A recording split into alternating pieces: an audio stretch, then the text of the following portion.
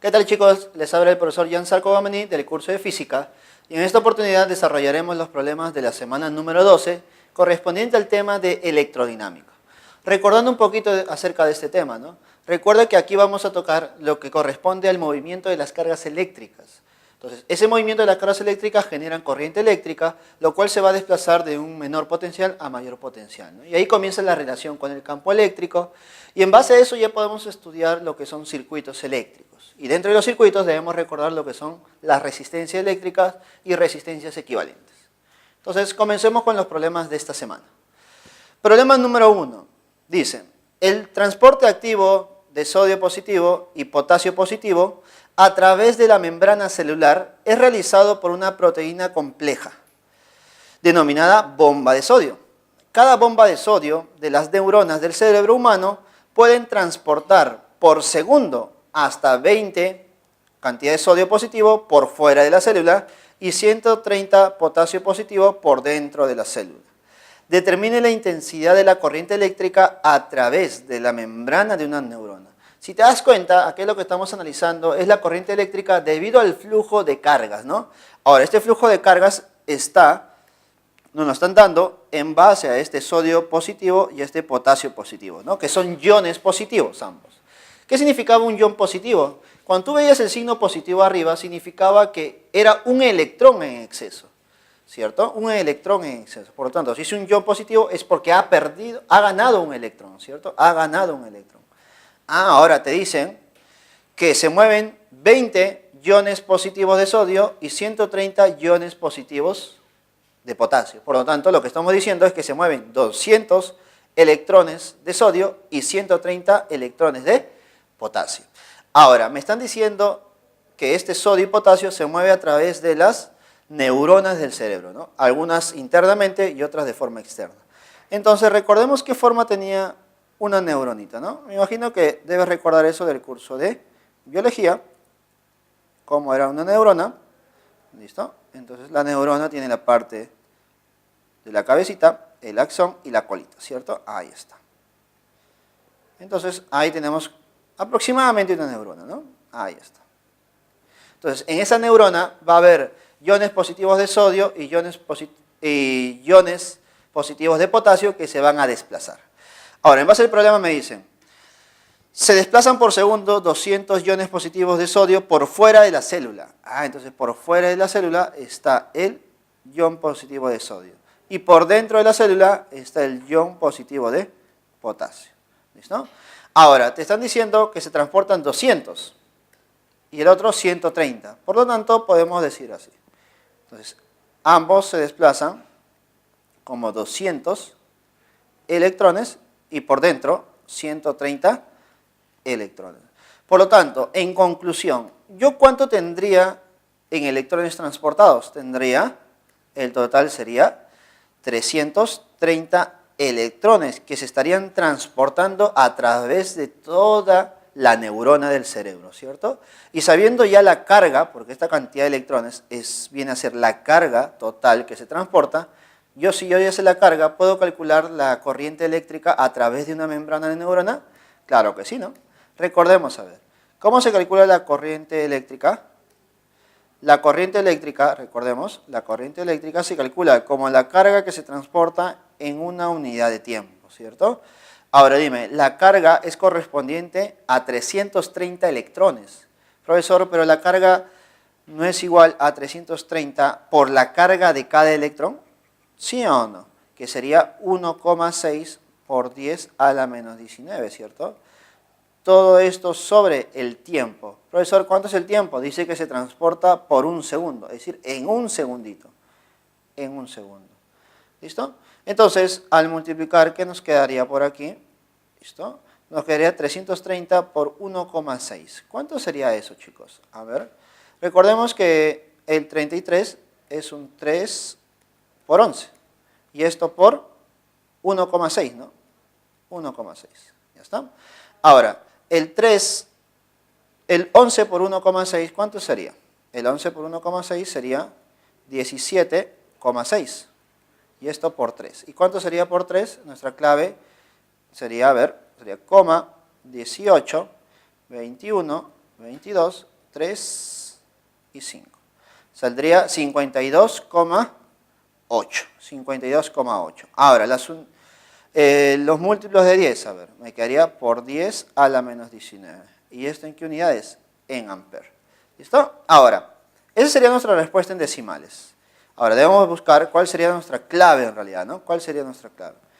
Y dándole forma, nuestra clave sería la A, que sería 528 por 10 a la... Ah, no, espera, el cerito, ¿no? El cerito, recuerda el cerito, a ver. El cerito transformaría en 528 por 10 a la menos 19 amperes. Y esa sería nuestra respuesta para el problema número 1. Y la clave para la 1 sería la A, ¿cierto? La A. Nota que este problema es de corriente eléctrica, la definición es sencilla, no te olvides la definición, pero si es que nosotros no conocemos el concepto previo de biología acerca del movimiento de las cargas dentro de una neurona, este problema se nos puede hacer complicado, ¿cierto? Así que no te olvides, por favor, revisa esta parte. Problema número 1, sale la A. ¿Listo?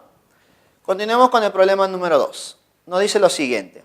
La gráfica muestra la relación entre la diferencia de potencial o caída de potencial versus la intensidad de corriente a través de dos conductores.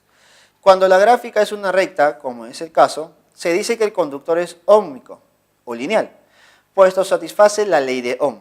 En caso contrario, el material se denomina no óhmico. Si consideramos dos conductores metálicos, 1 y 2, como se muestra, y de materiales diferentes, pero con las mismas dimensiones geométricas, siendo ρ1 y ρ2 sus resistibilidades eléctricas respectivamente.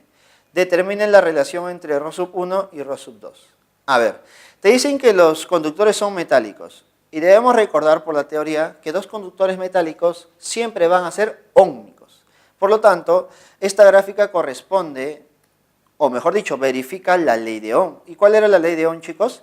La ley de Ohm nos decía lo siguiente, que la diferencia potencial iba a ser igual al producto de la intensidad de corriente por la resistencia eléctrica, ¿no? Conocidos como el VIR. Por lo tanto, al despejar por aquí, si te das cuenta, la gráfica nos da diferencia potencial y la corriente eléctrica. Al despejar de esto, de esta igualdad, tendríamos que la resistencia es igual a diferencia potencial entre corriente eléctrica, ¿cierto? Ahí está. Entonces, eso es lo que nosotros vamos a aplicar para este problema.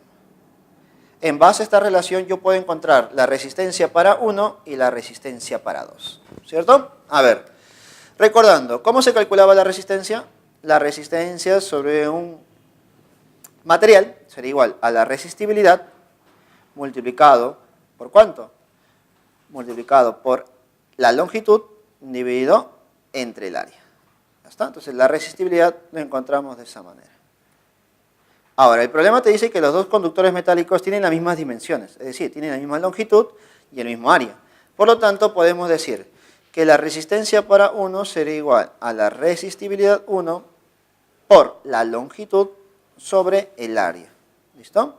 Profesor, pero esta resistencia 1, ¿no lo puedo calcular también con la gráfica en función de la diferencia de potencial y la corriente? Claro, ¿no? Entonces busquemos el conductor 1. El conductor 1 está por aquí.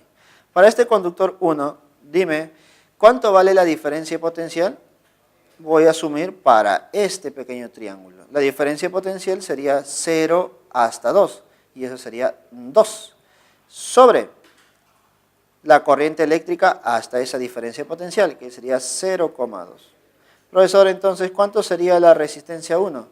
La resistencia 1 sería, ¿cuánto, chicos? Sería 10, ¿no? Sería 10 ohm.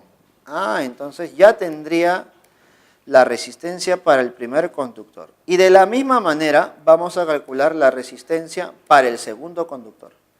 Entonces la resistencia para el segundo conductor es resistibilidad 2, longitud L sobre el área. ¿Listo? Y esto es igual. Decimos, para el longitud 2 tendríamos que la diferencia de potencial, ¿cuánto sería? De 0 a 8 sería 8 sobre la corriente eléctrica, que sería 0,4. ¿Listo? Entonces, quiero que me digas, ¿cuánto sería la resistencia 2? La resistencia 2 sería 20, ¿cierto? Sería 20 ohm. Ahí está. Profesor, a mí me están pidiendo la relación de resistibilidades. Por lo tanto, recordemos que la resistencia para 2 es ρ sub 2 por L sobre A y la resistencia para 1 es ρ sub 1 por longitud sobre A. Por lo tanto, dividiendo esas dos cantidades decimos R1 entre R2 es igual a ρ sub 1 L sobre A sobre ρ sub 2 L sobre A. Dime, de esta división, ¿quién sería? Las dimensiones, ¿no? Que sería longitud entre área. Y nos quedaría la relación de resistibilidades. Ahora, las resistencias los conozco. La resistencia 1 vale 10 y la resistencia 2 vale 20. Y esto es igual a la relación de resistibilidades. Resistibilidad 1 entre resistibilidad 2. Por lo tanto, la relación de resistibilidades sería simplemente un medio. Sería un medio. Y la clave para este problema número 2 sería la C. La clave para el 2 sería la C. ¿Listo? Continuando, resolvemos el problema número 3, chicos. Problema 3 dice, en los extremos de dos resistencias en series óhmicas se aplica una diferencia potencial de 120 volts y circula una corriente de intensidad de 3 amperes. Cuando las mismas resistencias se ponen en paralelo, la intensidad de la corriente que circula por el equivalente es de 16 amperes. Determine la magnitud de cada resistencia. A ver, tenemos dos resistencias, ¿cierto? Para el primer caso, tenemos las dos resistencias en serie, R1 y R2. Ahora, la diferencia potencial entre A y B, ¿cuánto es la diferencia potencial? 120, ¿no? Y la corriente que circula, ¿cuánto es? De 3 amperes. Ahí está. Entonces yo puedo decir lo siguiente. La diferencia potencial entre A y B es igual a la corriente que circula entre A y B por la resistencia equivalente entre A y B. Dime, ¿cuánto es la diferencia potencial? 120. ¿Cuánto es la corriente que circula? 3. Profesor, y la resistencia equivalente, notarás algo muy importante. Si las dos resistencias están en serie, la resistencia equivalente, ¿cómo se calcula? Con la suma de resistencias. Resistencia 1 más resistencia 2. Profesor, entonces, ¿podemos decir que la resistencia 1 más la resistencia 2, ¿cuánto vale? Vale 40. Vale 40 ohm, si queremos ponerles unidades. Entonces la resistencia 1 más la resistencia 2 debe sumar 40. Debe sumar 40. Entonces, en base a ese criterio, dime, ¿qué clave podríamos tener nosotros? Profesor, la A descartado porque suma 60. La B descartado porque suma 50. La C es una posible clave porque suman 40. Y la D también. Y la E, profesor, no, suman 50. Entonces, si te das cuenta, las claves están entre la C y la D. Ahora, ¿cómo vamos a verificar cuál es? Con la siguiente información. Nos dice, cuando las mismas resistencias se ponen en paralelo, la intensidad de corriente que circula por el equivalente es de 16. A ver, ahora no van a estar en serie, sino en paralelo. Entonces decimos por aquí, una resistencia R1 y otra resistencia R2. R1 y R2 están en paralelo, A y B. ¿Listo? Entonces decimos lo mismo. Diferencia potencial entre A y B es igual a la corriente que circula entre A y B multiplicado por la resistencia equivalente entre A y B. Dime, ¿la diferencia potencial cambiará? No, profesor, no me dicen nada, entonces no cambia, 120. La corriente ahora me dicen que vale 16, mira, 16. Ahora, la resistencia equivalente. Profesor, son dos resistencias en paralelo. ¿Y cómo se calcula la resistencia equivalente cuando están en paralelo? De forma sencilla, el producto sobre la suma. Entonces cuando eran dos, simplemente era el producto sobre la suma. Entonces podemos decir lo siguiente. Sería R1 por R2 sobre la suma, que es R1 más R2. ¿Listo? Profesor, pero esa suma ya la conozco, ¿cierto? Entonces podemos apoyarnos en esa información que ya conocemos. Y despejando, reemplazando sería 120 igual a 16 por R1 por R2 sobre la suma. ¿Cuánto es la suma? 40. Chicos, a ver, simplificamos por ahí. Sacamos cuarta, 4. Sacamos cuarta, hasta 10. Sacamos cuarta, 1. Cuarta, 30. Por lo tanto, quiero que me digas la resistencia R1 por R2. ¿Cuánto debe ser? Debe ser 300. ¿Listo? Debe ser 300. Ya está. Ahora, dime, si la suma vale 40 y el producto vale 300, dime, ¿me puedes decir cuánto vale la resistencia 1 y la resistencia 2?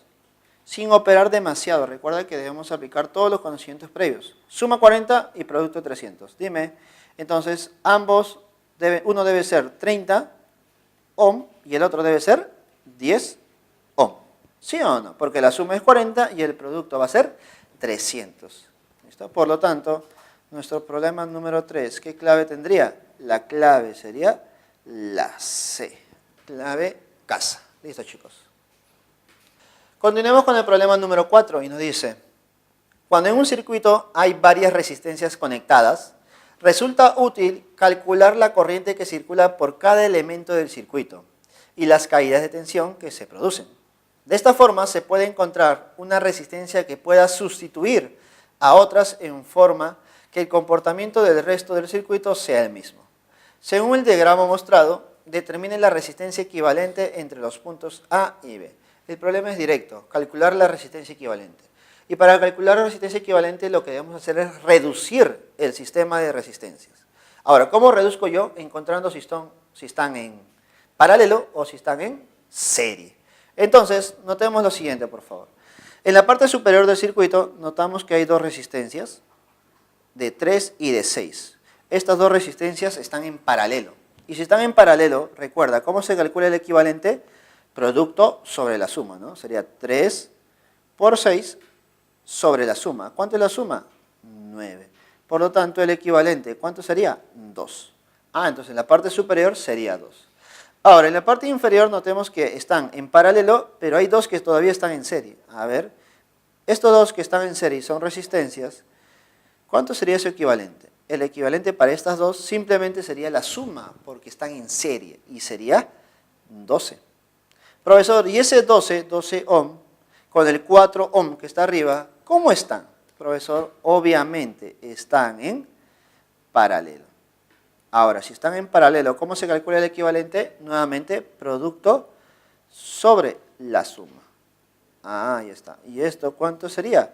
Sería 3.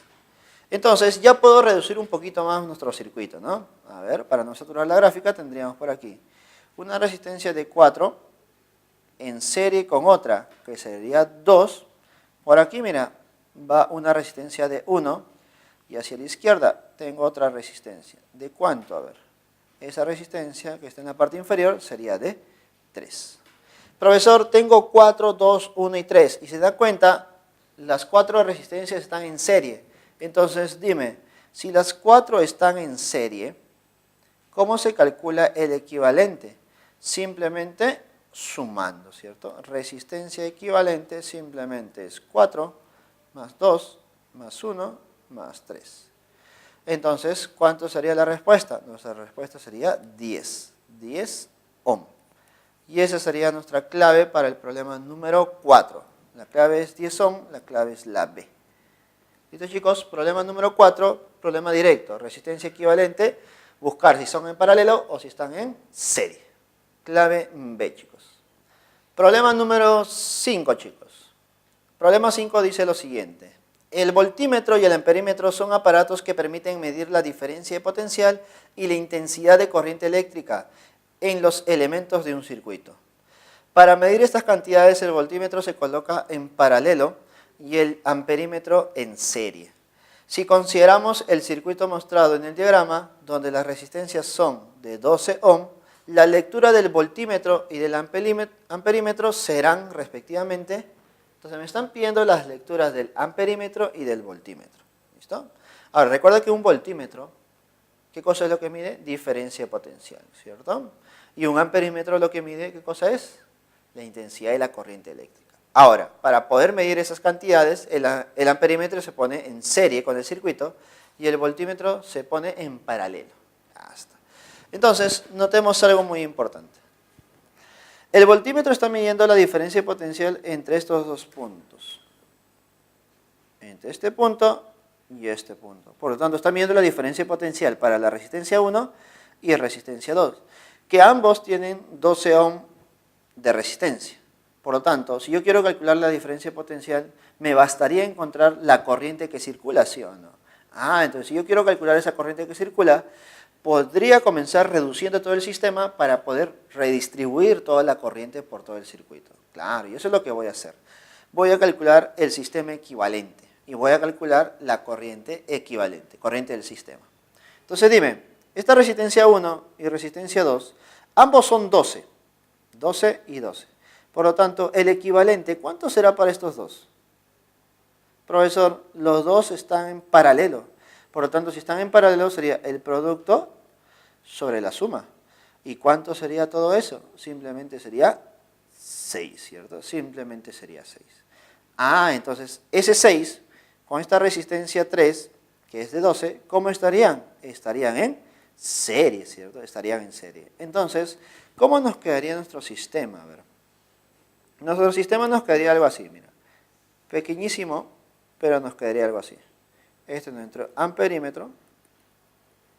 Y nuestra resistencia equivalente sería debido a esas dos resistencias, de 12 y de 6.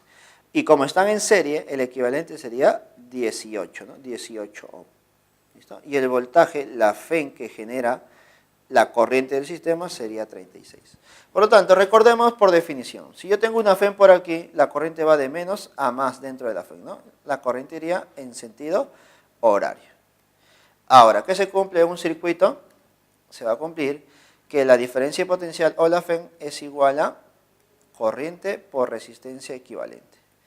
El diferencia potencial va a ser 36, la corriente es I, resistencia equivalente sería 18. Por lo tanto, la corriente vale 2 amperes. Una vez que hayas conocido la corriente del sistema, que es 2 amperes, ya empiezas a trabajar con el circuito inicial. ¿Listo? Del 36 sale una corriente de 2. Del 36 sale una corriente de 2. Esto vamos a poner por aquí. Sale una corriente de 2 amperes. Por lo tanto, por el amperímetro, ¿cuánta es la corriente que pasa? De 2. Entonces, profesor, la lectura del amperímetro, ¿cuánto será? De 2 amperes. Ahora, esa corriente llega a este nodo. Y esa corriente se va a separar, porque tienes dos caminos. El camino de la resistencia 1 y el camino de la resistencia 2. Profesor, ¿y por qué no pasa por el voltímetro? Porque recuerda que si estamos hablando de un problema preuniversitario, usualmente, no siempre, usualmente ese voltímetro debe ser ideal. ¿Y qué significa un voltímetro ideal? Que por ahí la corriente no circula. ¿Por qué? Porque la resistencia interna de un voltímetro es muy, pero muy grande. Y si la resistencia es muy grande, la corriente no puede circular. Entonces, profesor, ¿por el voltímetro no circula la corriente? No, solamente va a circular por la resistencia 1 y por la resistencia 2. Pero dime, si ambas resistencias son 12 y 12, ¿cómo se distribuye la corriente? De igual valor, ¿cierto? De 1 y 1. Por lo tanto, por esta resistencia será 1 y por la otra resistencia también será 1. Por lo tanto, podemos tener lo siguiente. Mira, observa. Tenemos la resistencia 1 que vale 12 ohm. Y tenemos, vamos a ponerle punto A y punto B. Y yo quiero la diferencia potencial entre A y B, ¿cierto? Entonces, diferencia potencial entre A y B sería igual a la corriente que circula entre A y B por la resistencia entre A y B. Profesor, la diferencia potencial simplemente sería el producto de la corriente. Y dime, ¿cuánto es la corriente que circula por ese espacio conductor? Sería simplemente de 1 amper. Por lo tanto, simplemente multiplica 1 amper por la resistencia entre A y B. ¿Y cuánto es la resistencia entre A y B? 12. Profesor, entonces usted me está diciendo que la lectura del voltímetro es igual a 12. Sí, la lectura del voltímetro vale 12. Entonces ya teníamos la respuesta, ¿no? Lectura del amperímetro vale 2 amperes. Lectura del voltímetro vale 12. Por lo tanto, nuestra clave sería la clave C. 12 volts, lectura del voltímetro, y 2 amperes, la lectura del amperímetro. ¿Listo, chicos? No se olviden, en esta oportunidad el problema nos está sugiriendo considerar esos dos amperímetro y voltímetro como elementos eléctricos ideales. ¿Qué significa ideales? Que en un voltímetro la corriente no circula. ¿Por qué? Porque la resistencia interna de ese voltímetro es muy grande. Profesor, ¿y en un amperímetro qué se está cumpliendo? La corriente circula sin ningún problema, porque en un amperímetro la resistencia eléctrica es la mínima posible, o casi cero. Por eso, la corriente circula con normalidad y no cambia su valor. ¿Listo, chicos? Problema número 5, la clave es la C. Listo, chicos, ahora resolvemos el problema número 6. Dice, en los laboratorios de física usualmente se arman circuitos con resistencias, baterías y mediante un multímetro se puede medir la intensidad de la corriente eléctrica que circula en parte de un circuito.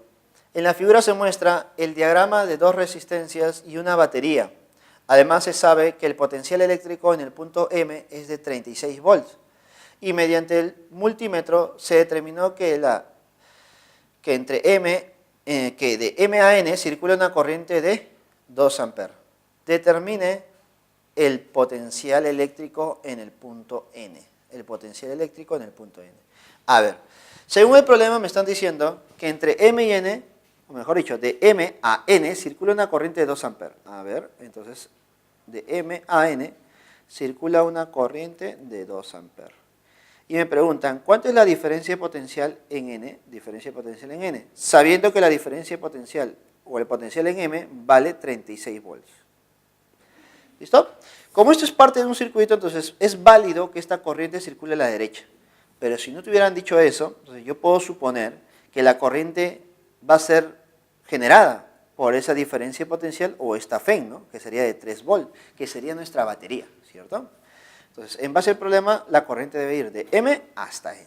Entonces, lo que voy a aplicar aquí es ley de trayectorias. A ver, seguimos con cuidado esta parte, ¿ya?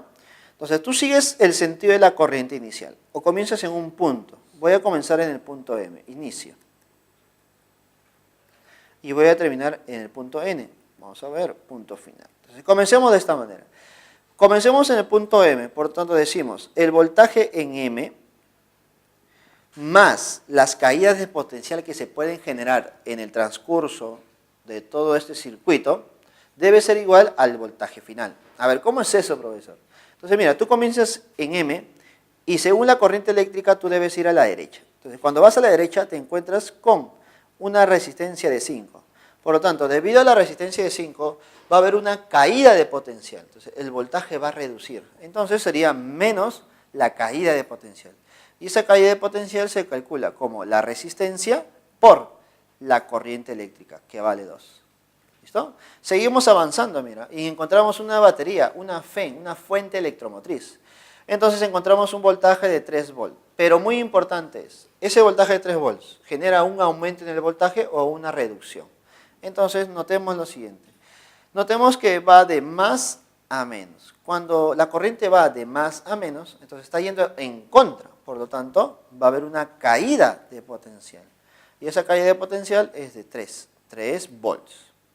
Seguimos avanzando y nos encontramos con otra resistencia. La resistencia de 10 ohm.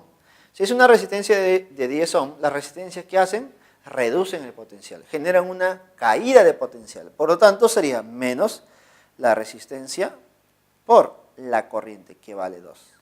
Profesor, y de tal manera que ahora llego al punto N. Entonces, todo esto es igual al voltaje en N. ¿Ya está? Entonces, de esa manera estoy planteando el problema. Ahora, me falta reemplazar el valor del voltaje inicial, que es 36, menos 5 por 2, que es 10, menos 3, menos 20. Y esto es igual al voltaje en N. Si te das cuenta, al final todo esto me quedaría que el voltaje en N sería igual a 3 volts, ¿cierto? Entonces, el voltaje final, voltaje en N, sería simplemente 3 volts. ¿Y nuestra clave cuál sería? La E. La clave sería la E. ¿Listo? Ahora, como usualmente no encontramos problemas de este tipo, vamos a recordar por aquí la teoría. Mira, recordando, ¿ya? Recordar. ¿Listo? ¿Qué hacer en un problema similar? A ver, voy a encontrarme yo con resistencias, me voy a encontrar con FEN que van a favor, voy a encontrar con otras resistencias o con otras FEN que van en contra. ¿Listo? Ahí está, punto A, punto B, FEN 1, la FEN 2, resistencia 1 y resistencia 2. Y lo que voy a hacer aquí es aplicar ley de trayectorias. ¿Listo? Ley de trayectorias. Ahora, para este problema usualmente debo tener un sentido de la corriente, ¿cierto? Ya está. El sentido de la corriente va a depender de la FEN. FEN 1 o FEN 2, ¿quién es mayor? Ya, vamos a suponer que la FEN 1. Por lo tanto, en base a la FEN 1 va de menos a más. Aquí va de más a menos. Entonces, el mayor me indica el sentido. Ahí está. Entonces, en este sentido va a ir la corriente. Entonces, en base a esa corriente yo voy a trabajar. Comenzamos. En A, voltaje en A. Sigo avanzando a la derecha, porque según la corriente debo avanzar a la derecha. Me encuentro con una resistencia. Resistencia reduce el voltaje. Caída de potencial. Resistencia 1 por corriente 1. Por corriente I. Me encuentro con una FEN 1. Profesor, pero la corriente va a la derecha. Entonces, en la FEN iría de menos a más. Cuando va de menos a más, hay una subida de voltaje, subida de potencial. Entonces, sumo voltaje en 1. Profesor, sigo avanzando y me encuentro con la resistencia 2. La resistencia 2, ¿qué hacen? Reducen el voltaje. Entonces, la resistencia 2 por corriente. Profesor, sigo avanzando y me encuentro con otra FEN, pero ahora voy de más a menos. Según la corriente, voy de más a menos. Entonces, cuando va de más a menos, es una caída de potencial, menos la FEN 2. Y esto es igual al voltaje en el punto B. De esa manera lo que estás haciendo es aplicar ley de trayectorias, ¿no? Ley de trayectorias. Entonces, no te olvides, por favor, el sentido de la corriente y el sentido de la FEN es muy importante. No te vayas a olvidar de esto. Ahora, entonces, el problema número 6, nuestra clave sería 3 volts, ¿cierto? Ahora, chicos, resolvemos el problema número 7. Decimos, el rayo o relámpago atmosférico es una poderosa descarga natural de electricidad estática, producida durante una tormenta eléctrica cuando hay una diferencia de potencial entre dos puntos de la atmósfera, de 2,5 por 10 a la 7 volts en promedio. Entonces, cuando hay una diferencia de potencial de ese tipo, en promedio, se genera una descarga eléctrica, ¿no? Se genera una descarga eléctrica. Según esta diferencia potencial, se estima que la intensidad de corriente eléctrica es del orden de 2 por 10 a la 5 amperes. Y el tiempo que ocurre la descarga es del orden de 10 a la menos 3 segundos. Estamos hablando de valores en promedio. Determine la energía descargada por el rayo. A ver, me piden la energía descargada por el rayo. Entonces, ¿cómo se calcula la energía eléctrica aquí? Entonces, la energía por aquí se va a calcular de esta manera. La energía se calcula como potencia por el tiempo. La energía es potencia por el tiempo. Ahora, esa energía, recuerda que en base a la potencia es igual a diferencia potencial por la corriente, ¿no? Potencia es igual a V.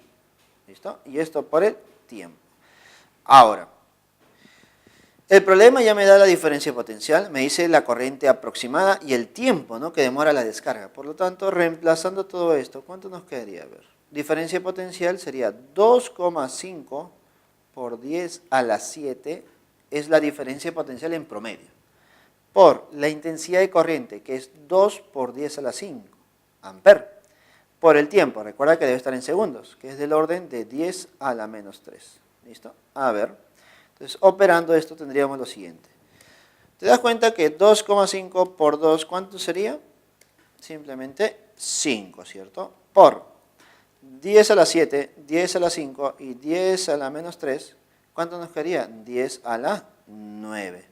Profesor, por ser energía, ¿en qué unidades debe estar? Debe estar en joules, ¿cierto? Debe estar en joules. ¿Listo? Ahora, date cuenta que tus claves están en gigawatts, lo cual ahí ya comenzamos con un error. ¿Listo? Recuerda que no debe ser watts, debe ser joules. ¿Listo? Todas tus claves deben ser joules. ¿Listo? Ahí está. ¿Cuándo te saldría watts? Cuando te preguntaran, ¿no?, ¿cuánto es la energía descargada por el radio por cada segundo? O en función del tiempo, ¿no?, por cada segundo. Es decir, entre tiempo. Energía sobre tiempo sería potencia. Entonces ahí hay que tener cuidado. En esta oportunidad me están pidiendo la energía, por lo tanto debe estar en joules. Ahora, ¿por qué giga? ¿Qué cosa es el giga ahí? El giga representa el 10 a la 9. Entonces la energía, ¿cuánto será? 5 gigajoules. Mira toda esa energía que se descarga, ¿no?, en un relámpago o en un rayo. ¿Listo? Por ese motivo, es casi imposible sobrevivir a una descarga de un rayo o un relámpago, por toda la energía que se disipa. Y además, por toda la corriente eléctrica que va a circular sobre el cuerpo. Por lo tanto, chicos, para este problema número 7, la clave adecuada sería la B, ¿no? Recordando que debe ser 5 gigajoules en energía. ¿Listo, chicos? Problema número 7, la clave es la B. Listo, chicos, en esta oportunidad hemos visto los problemas de la semana número 12. El tema es electrodinámica. Hemos visto 7 problemas distintos donde tú puedes aplicar todo lo que has visto en la teoría. Ahora te queda a ti reforzar con los problemas de casa y conmigo será hasta otra oportunidad. Nos vemos, chicos, cuídense.